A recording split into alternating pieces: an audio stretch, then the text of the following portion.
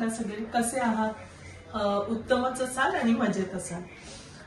रेणुकाज recipe मध्ये तुमचं खूप खूप स्वागत आहे. आज मी घेऊन आले आहे तुमच्याकरता एक चटपटीतची रेसिपी जी आहे चटपटीत कारलं, झटपट होणारं चटपटीत कारलं. तर कसं करायचं हे चटपटीत कारलं ते बघूया. चला मग माझ्या किचन मध्ये चला माझ्यासोबत. चला भरल्या कारल्याचं रेसिपीचं साहित्य बघूया. कारली याला मी असे मधनं स्लिट देऊन घेतले आहेत आणि मी हे वाफवून घेणार आहे.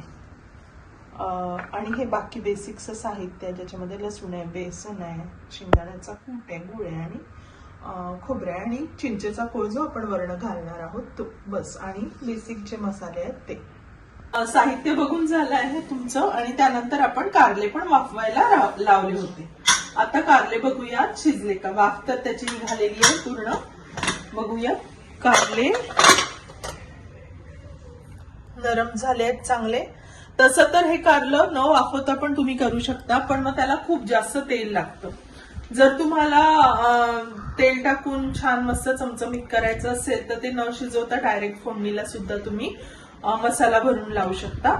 पण मी हे शिजवून घेते म्हणजे वेळ पण वाचतो आणि तेल पण कमी लागतं.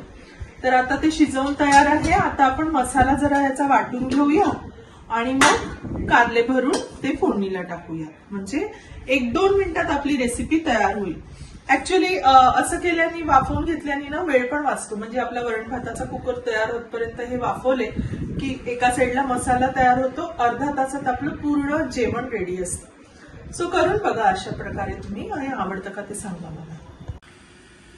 आपण हे मसाल्यासाठी जे बेसन घेणार आहोत ना ते जरासं परतवून घेऊया, कारण ना बेसन कच्चं राहिलं की चांगलं लागत नाही. अगदी थोड्याशा तेलात परतवून घ्या. बेसन कच्चे पण राहणार नाही आणि नाहीतर मग कच्चं राहिलं की पोट पण बिघडायचे चान्सेस आणि वास असं म्हणजे कच्चा कच्चा वास येतो त्याचा. त्यामुळे मी तरी परतवून घेते.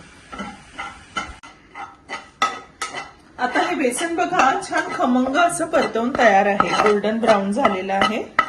आता आपण मसाला वाटताना या बेसनाचा वापर करणार आहोत. आता हे परतवलेलं बेसन तयार आहे. त्याच्यामध्ये आपण आपला सगळे सुका जिन्नस टाकून घेणार आहे आणि लसूण पण वाटणार आहे. हे आहे सुकं खोबरं, ते टाकायचं आहे.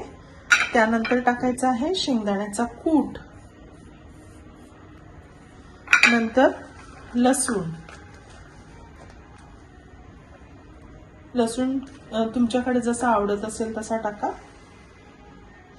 मला छान भरपूर लसूण आवडतो म्हणून मी जास्त टाकते. एक इन्ग्रेडियंट मेन्शन करायचा राहून गेला, तो म्हणजे सोप.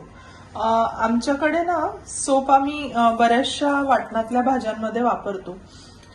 ऍक्च्युली माझ्या वडिलांच्या साईडनी बरेचसे आमचे नातेवाईक हे एमपी मध्ये राहायचे, त्यामुळे एमपीचा प्रभाव आहे आमच्या घरच्या खाण्याच्या ह्याच्यावर. तर आम्ही बरेचदा पोह्यांमध्ये सुद्धा सोप घालतो, जसं एमपी मध्ये लोक घालतात तसं. तर मी या वाटणात थोडी सोप घालून घेते. खूप छान फ्लेवर येतो. तुम्ही पण ट्राय करून बघा सोप टाकून. आणि गुळ टाकून घेणार आहोत आपण आणि चिंचेचा कोळ वरण टाकणार आहोत. तर हा वाटण करून घेते मी हा मसाला आणि मग त्या कारल्यात भरते. तोपर्यंत सेटिंग. चला मग आपला मसाला हा वाटून तयार आहे. बेसन आणि मी जो मगाशी मसाला दाखवला तो, गुळ पण टाकला आहे याच्यामध्ये. आता हा आपण कारल्यात भरून घेऊया. ही ना कुठल्याच प्रकारची रेसिपी नाही, ही माझी रेसिपी आहे. मी ज्या पद्धतीने करते ती रेसिपी आहे. त्यामुळे तुम्ही करून बघा ट्राय. आवडते का माझ्या पद्धतीची रेसिपी तुम्हाला आणि तुमच्या रेसिपी माझ्याशी शेअर करा. एमपीचा मी जो उल्लेख केला ते माझे वडिलांचे बरेचसे नातेवाईक त्या भागातले असल्यामुळे काही काही फ्युजन पदार्थ कदाचित पूर्वापार आले असतील आमच्याकडे, म्हणून आम्ही त्या प्रकारची रेसिपी. आता ही कारल्याची जी आपण भरून कारली करणार आहोत त्याची फोडणी करून घेऊया. मी इथे सरसोचं तेल वापरते आहे. माझ्या घरी मी सरसोच्या तेलात कारलं करते. जसं म्हटलं ना माझी कुकिंगची पद्धत बऱ्यापैकी फ्युजन आहे. वेगवेगळ्या ठिकाणच्या वेगवेगळ्या एमपीतल्या, काही महाराष्ट्रातल्या, विदर्भातल्या रेसिपी फॉलो केल्यामुळे कारलं जेव्हा सरसोच्या तेलात करतो ना खूप छान लागतं. तुम्ही पण करून बघा. पण सरसोचं तेल टाकताना ते छान कडकडीत असं गरम होऊ द्यायचं, म्हणजे त्यातनं वाफ निघायला हवी. म्हणजे मग असा त्याचा सरसोचा एक टिपिकल स्मेल असतो तो येत नाही. आता आपण थोडंसं त्यामधनं धूर निघायला लागला की मग आपण तिखट हळद आणि जिरं मोहरीची फोडणी करून ही कारली त्यात टाकूया. आता आपल्या या मोहरीच्या तेलातनं छान धूर पण निघायला लागलाय, त्यामुळे मी त्यात जिरं मोहरी टाकून घेतलं आहे. आता हळद तिखट टाकूया आणि मग कारली त्या तेलामध्ये आपण सोडून परतवून घेऊया. ही थोडीशी हळद, त्यानंतर जरासं तिखट आणि ही कारली त्यात सोडून घेऊया तेलामध्ये.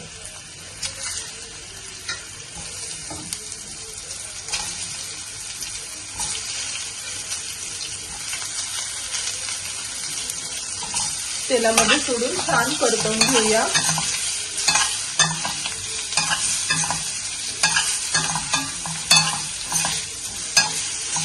आता चवीपुरतं मीठ ऍड करून घ्यायचंय आपल्याला ह्यामध्ये.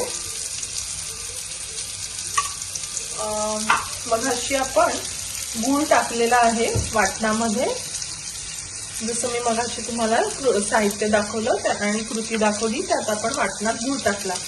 माझ्या घरी चिंचेचा कोळ हा कायम तयार असतो. मागे मी एका रेसिपीमध्ये मेन्शन केलं होतं की आमच्याकडे चिंच गुळाची आमटी वगैरे फार आवडते, त्यामुळे आमच्याकडे चिंचेचा कोळ तयारच असतो. तो तयार असला की पटकन वापरता येतो. मग आता चिंचेचा कोळ ऍड करून घेतला. कारल्याला आंबट गोडाशिवाय ना चव येत नाही. त्यानंतर आपण वाटणात जो मसाला होता त्यातला उरलेला मसाला पण यात टाकून घेतलाय. त्याने छान वर्ण पण कोट होईल मसाला. आता मसाला जळू नये म्हणून आपण जरासं पाणी ऍड करणार आहोत.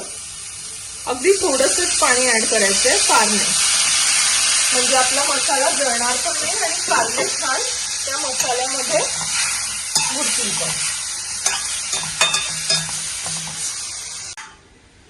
बघा आता मसाला टाकला आहे, पाणी टाकलं आहे. आता एक छानपैकी मसाल्यात वाफ काढून घेऊया. तसे आपले कारले शिजलेलेच आहे. एका वाफेमध्ये आपलं कारलं रेडी टू सर्व. चला आपली रेसिपी तयार आहे. कारलं मस्तपैकी शिजलं आहे. मी फारसा रस्सा माझ्याकडे ठेवत नाही कारल्याला. आम्हाला असं सुकं कारलं आवडतं भरलेलं. तुमच्याकडे जर रस्सा आवडत असेल तर तुम्ही याला रस्सा ठेवू शकता. आता मस्तपैकी कोथिंबीर घालून कारलं आपल्याला सर्व करायचं आहे. It is ready to serve now.